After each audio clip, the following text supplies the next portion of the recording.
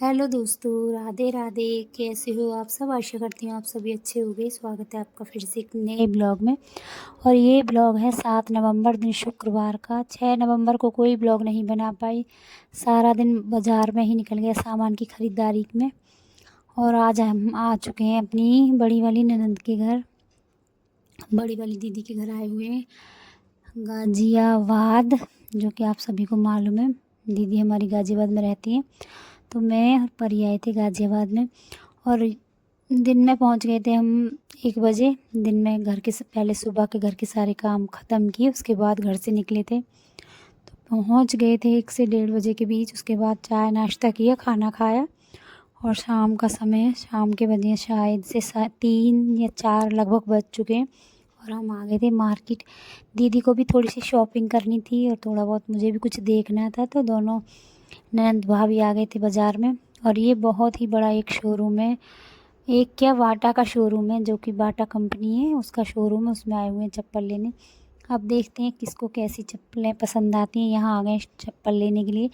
सबसे पहले दीदी ने ली, फिर परी के लिए ली, फिर मैंने ली। बस सबके लिए एक एक जोड़ी हमने यहाँ पर चप्पल ली है। और चप्पल लेने के बाद गए थे फिर कपड़े वाले भैया की दुकान पर, तो वहाँ कुछ कपड़े भी देखे। क्या क्या देखा वो तो आपको ब्लॉग में आगे देखने को मिलेगा। ख़रीदारी करने के बाद ज़्यादा ब्लॉग लंबा नहीं बना पाए। अगले दिन आ गए थे छोटी वाली दीदी के घर, जो कि बड़ी दीदी के घर से काफ़ी दूर रहती हैं। और ये रहती हैं यहाँ फ्लैटों में, तो थोड़ा सा दूर है दीदी से। छोटी दीदी का घर बड़ी दीदी के घर से काफ़ी दूर है, तो यहाँ आ गए थे दोनों। अकेला नहीं आया जाता है, मैंने इतना अच्छे से रास्ता नहीं देखा। बाइक से कवर हो जाता है, लेकिन अकेले आना पड़े, टेम्पू से आना पड़े तो अकेला मुझसे कवर नहीं होता है। तो साथ में लेकर आई थी मैं बड़ी वाली दीदी को। तो नंद भाभी आ गए थे यहाँ पर।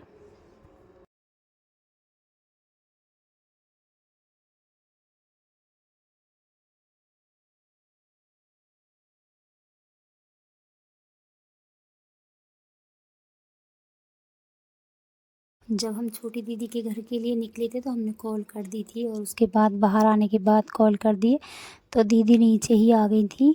और उनको कहीं और भी जाना था, तो वो हमें बता कर चली गई कि मैं अभी कुछ देर में ही आ रही हूँ वापस, आप चलो घर। तो हम तो पहुँच गए थे दीदी के घर। उसके बाद चाय नाश्ता ये सब किया। ज़्यादा ब्लॉग नहीं बना पाई, थोड़ा थोड़ा ही ब्लॉग आपको मैं दिखा पाऊँगी। बहुत अच्छे से टाइम दीदी के साथ बिताया। ज़्यादा समय नहीं मिल पाता है, ना ही रोज़ रोज़ आया जाता है इतनी दूर। लेकिन जितना भी समय मिला बहुत ही अच्छे से बैठकर बातें की, मस्ती की खूब।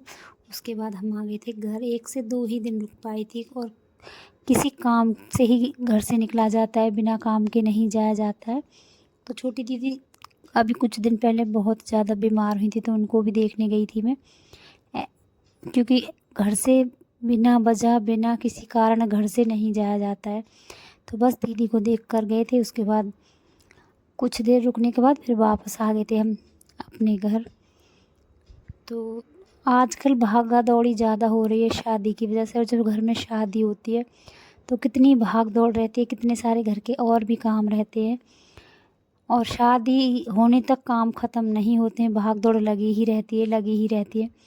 तो बस यहाँ आ गए थे।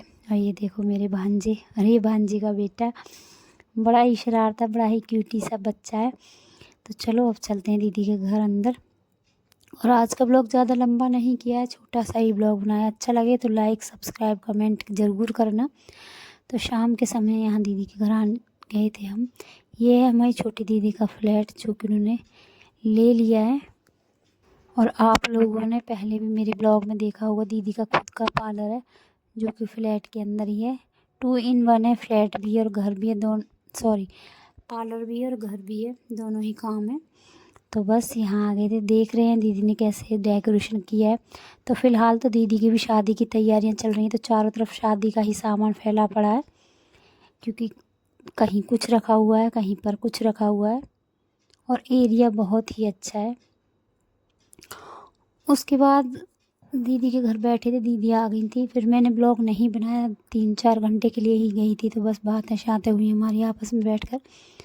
उसके बाद घर आए तो पता चला बहू रानी का आज बर्थडे है। ये है बड़ी वाली दीदी की बहू, तो नितिन की वाइफ है ये।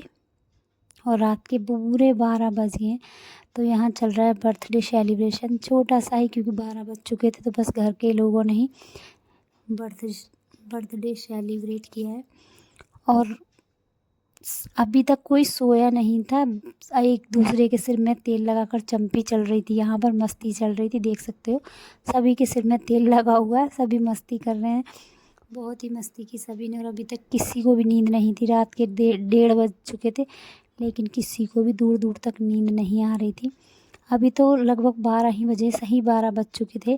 उसके बाद केक कट किया और उसके बाद फिर बातें हुई, फिर बहुत देर तक हंसी मजाक ठठाके लगते रहे और बहुत ही अच्छा लगा दीदी के घर जाकर। मैं जब भी दीदी के घर जाती हूँ, ये नहीं है कि ये मेरी ननद है, मैं अपनी दीदी को कभी भी अपना ननद नहीं मानती हूँ, बस एक नाम दिया गया है कि ये ननद है, लेकिन हम ननद के रूप में उनको कभी नहीं देखते। मैं उनको हमेशा अपनी बड़ी दीदी, बड़े दोस्त की, मतलब एक अच्छा जो दोस्त होता है ना, जिससे कि हम हर बात शेयर कर सकते हैं, मैं अपनी दीदी के साथ खुलकर सारी बातें करती हूँ। और मैंने कई बार भी अपनी वीडियो में बताया कि मेरी दोनों ही दीदी बहुत ही अच्छी हैं।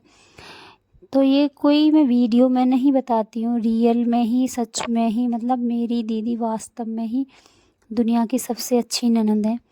मैंने आज तक इतनी अच्छी बॉन्डिंग किसी में भी नहीं देखी है। ननद भाभी में तो शायद ही रही होगी, क्योंकि बहुत नंदें अलग होती हैं, बहुत सी भाभियाँ कुछ अलग ही रहती हैं। जहाँ नंदें अच्छी होती हैं वहाँ भाभी थोड़ी सी खटपट कर ही देती हैं, और जहाँ भाभी अच्छी होती हैं वहाँ नंदें खटपट कर देती हैं। लेकिन हमारे बीच में ऐसा कुछ भी नहीं है। हमारी नंदें इतनी अच्छी हैं कि उनकी मैं जितनी तारीफ़ करूँ उतनी थोड़ी है। मेरे पास उनके तारीफ़ के लिए शब्द भी नहीं है। मुझे बहुत ही, मतलब एक होता है ना, कभी कभी किसी चीज़ की कमी रह जाती है तो वो कमी